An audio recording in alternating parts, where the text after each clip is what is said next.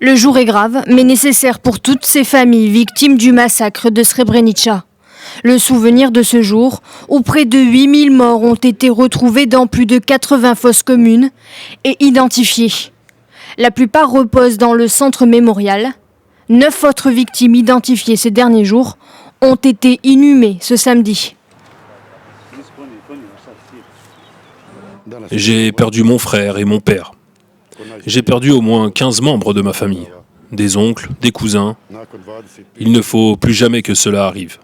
Je ne connais pas les autres personnes ici, mais à mon avis, elles ressentent beaucoup de chagrin. Aujourd'hui, nous enterrons mon père, Pezik Hassan, la plus âgée de ces victimes identifiées. Retrouver son corps a pris 25 ans. Il peut enfin reposer en paix.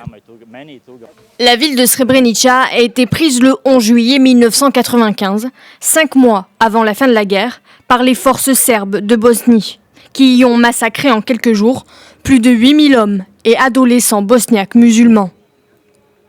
Ce massacre est le seul épisode du conflit bosnien qualifié d'acte de génocide par la justice internationale. Le génocide de Srebrenica fut le pire crime commis sur le sol européen depuis la Seconde Guerre mondiale. Des milliers de personnes ont été tuées et nous nous engageons ici à ne jamais les oublier. Même si la gravité de ce massacre est toujours minimisée par les dirigeants politiques serbes de Bosnie, les commémorations demeurent.